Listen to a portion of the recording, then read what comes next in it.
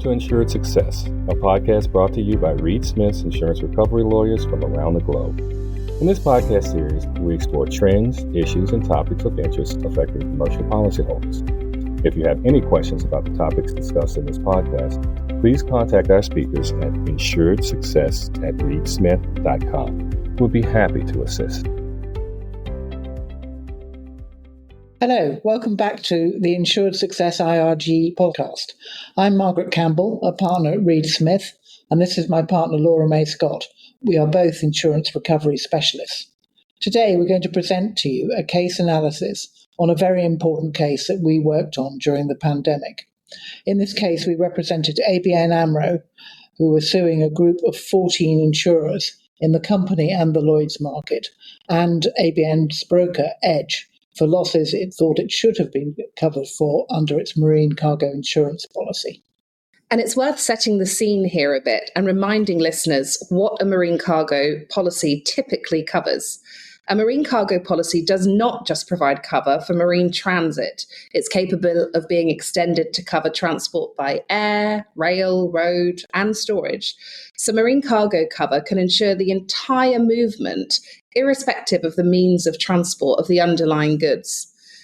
Now, under a standard insurance policy, it's only the physical loss or damage to the goods, which is generally the subject matter of the insurance. So going back to the ABN case, the case there concerned losses of £35 million suffered by the bank when two of its customers, Transmar and Euromar, defaulted under a series of repo financing deals over cocoa and cocoa products, and a significant fraud was uncovered in relation to the defaulted transactions. Not only had the same goods been pledged to various banks, but the quality of the goods was absolutely terrible. Following their defaults, the bank was left holding large quantities of cocoa and cocoa products, worth only a fraction of the loan repayments due to the bank. During the course of this case, Laura May and I learnt a lot about cocoa and cocoa products, much more than the man on the street ever knows. And we would issue a health warning to everyone listening to this podcast to avoid cheap chocolate. Yes, indeed. Initially, we worked with the bank and the broker to seek to persuade the insurers to actually pay out under the policy. We gave presentations to them on the underlying goods and the steps that were being taken by the bank to recoup losses. Thereafter, we entered into formal correspondence where the bank formally claimed an indemnity for the shortfall under an all risks policy of marine cargo insurance, which, as Margaret says, was placed with 14 cargo insurers in the London market by Edge brokers. However, the insurers formally rejected the claim after 5 long months of discussion. So this claim was actually made for financial losses arising from the defaulted transactions. Problem was, the cargo was valued at 35 million, and when it came to be sold, it was worth, just a couple of million. There had been no physical loss or damage. It was just a question of quality. For those of you familiar with marine cargo insurance, there have been many legal authorities in England that say that in order to trigger a marine cargo policy, you must have physical loss or damage to the cargo. So what was different here? Well, in this case, this was precisely the risk that the bank was concerned about, and they talked about it internally. They took legal advice from outside lawyers. They talked to their brokers. They went backwards and forwards for months saying, in this scenario, what would happen? In that scenario, what would happen? They wanted to make sure that their insurance would respond to them in the event that there were any problems. So this was the risk they were concerned about, and they negotiated, or thought they'd negotiated, a bespoke clause in the policy, which is called the transaction premium clause. And this provided the bank was covered for amounts that the insured would otherwise have received and or earned in the absence of a default by a customer. The bank and the broker contended that the effect of this clause was to add a form of credit risk or financial default insurance to the cargo policy. This had been written into the contract after, as I said, all the advice they'd taken from everybody, and they had instructed their brokers to negotiate it with the underwriters. The brokers had confirmed they discussed it with the lead underwriter, and as far as the bank was concerned, they had this cover, and no problem. And it's worth noting there that the marine cargo policy in question had various add-ons, didn't it? So it wasn't a standard marine cargo insurance policy. It had add-ons such as confiscation, expropriation, fraudulent bills of lading. So this was really a very bespoke policy that the client had created over a course of many years. And the crux of the dispute with the insurers really was that those various add-ons needed to still be tied to the underlying physical loss or damage. So the transaction premium clause in and of itself did not provide standalone credit risk type cover. So how the case unwound was the losses had been suffered. The bank, thinking they were covered, said to the brokers, can you please notify the insurers? The brokers notified the insurers, but without actually consulting the bank at all. They just notified a small claim and put a value of $50,000 on, which was completely inadequate. The brokers also notified under the wrong clause of the policy, and it turned out many months later that we discovered they were looking at the wrong version of the policy. So that was not particularly helpful in dealing with the insurers. However, to begin with, the insurers didn't take any points defending the claim. They just acknowledged the claim. They reserved their rights generally. And we invited them to meetings to discuss the claim and gave them presentations on what was involved. And at that point, when they realized that it was not a $50,000 claim, but it was potentially a $35 million claim, they actually changed their position and formally declined the claim. So in their defense, insurers argued many different things. They argued primarily that the underwriters would never have agreed to underwrite credit risk, and that the clause in question was only concerned with the basis of valuation. So they were trying to link it to another valuation clause that did require physical loss or damage. And their explanation exactly of how that basis of valuation clause linked with the transaction premium clause was never entirely clear. They also raised arguments around the ability of the marine insurers to actually write the credit risk. They said that they weren't entitled to do so under Lloyds regulations. They argued that the policy had been induced by misrepresentation or non-disclosure, and they purported to avoid it by a late amendment to their defence. Basically, they threw the kitchen sink at it, and every single point they could raise, they did raise, and they continued to change their position as they went along every time they thought of a different defence. Now, normally in the commercial court, which is the court we were in London, it's a rule that prior to trial, parties have to try and mediate the claim. And the reason for that is the courts take the view that it's not in anybody's interest to go through lengthy trials and costs and expense. And if a settlement could be reached, that's in everybody's interest. Our mediation in this case was unsuccessful. And a large part as to why it was unsuccessful is that it was hybrid. Certain parties were present in the room with the mediator, and other parties were on the screen. And we were in the midst of the pandemic, so various people just were not prepared to come into London and attend the mediation. But I think this really brings home how important in any mediation it is to have people in the room. Only by being in the room can they become properly part of the process and be persuaded to settle. And by way of aside, a definition of a successful mediation is one where both parties go away feeling they haven't got a good deal. In this event, all parties went away and there was no deal. So there we were, off to court. And the case went to the commercial court, as Margaret says, and we were still in the midst of a pandemic, and therefore the trial had to be conducted on a hybrid basis, which was a logistical feat when you think that we had over 20 factual witnesses, over 8 expert witnesses. And some days we were in the courtroom, other days we were on the video. I mean, it really was quite an exciting new case to run in this new way, adapting to the circumstances of the pandemic. Yeah, I think it was one of the first commercial court cases to be run in that way. And in fact, on the first day, we were all, in our own homes, trying to do the case from there. And we just found it didn't work because by the time you emailed or messaged the barristers, the cases, the points had moved on. And all credit to the clerks, to our barristers, because we phoned up and said, this isn't working.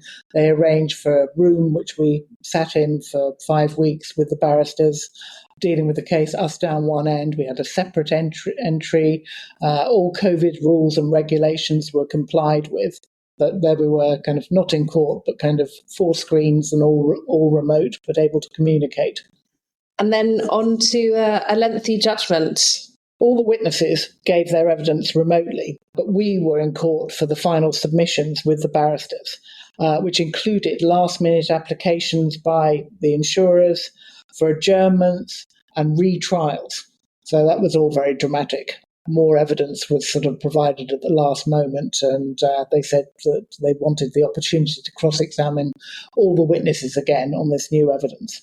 Anyhow, that was rejected by the judge, and he proceeded to issue his judgment shortly after the 6-week trial.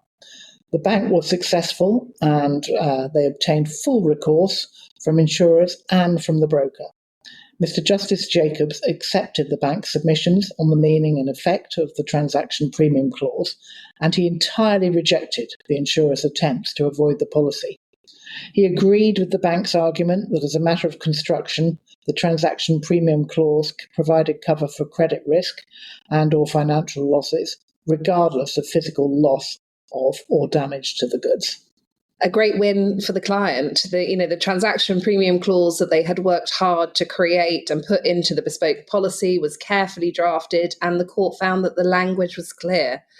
And they held that the bank's claims for the difference between the repo prices for the commodities and the amounts recovered by the bank through exercising its rights of sale were covered by the policy and due to be paid by the insurers. And those sales were difficult. Those sales of the cargo when the bank was left holding the cocoa were difficult due to the underlying quality of the goods.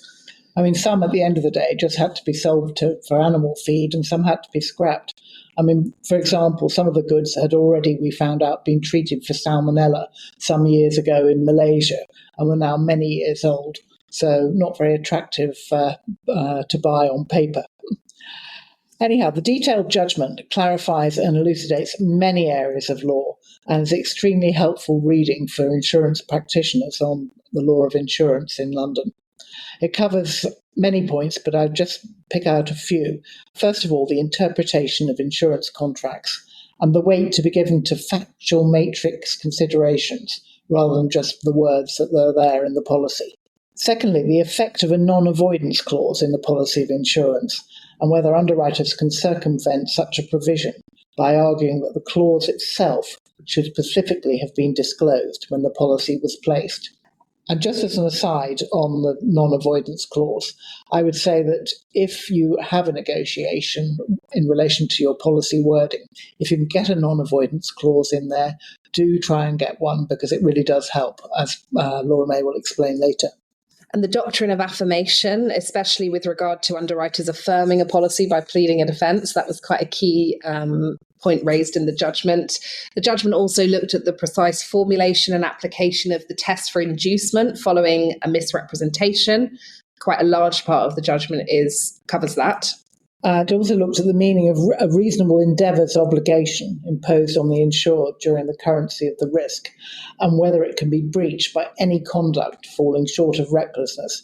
And it was quite difficult before then to find actually evidence of what reasonable endeavours were. It's all very subjective in relation to every transaction.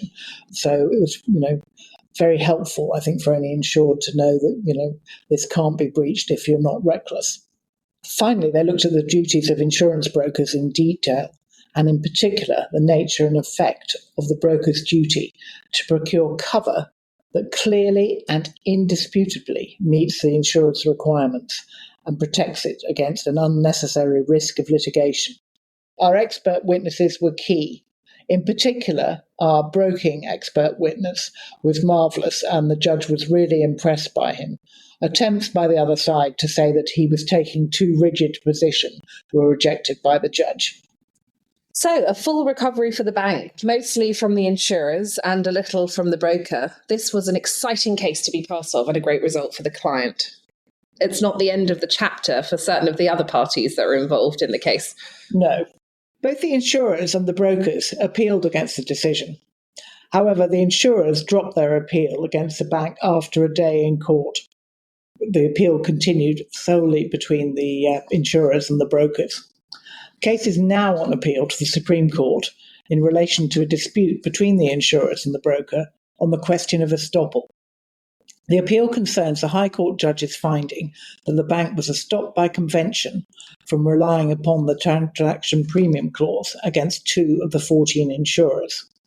Mr. Justice Jacobs had rejected an avoidance case based upon a misrepresentation that the policy was as expiry, in part because the policy contained a non-avoidance clause which prohibited avoidance save in a case of fraud.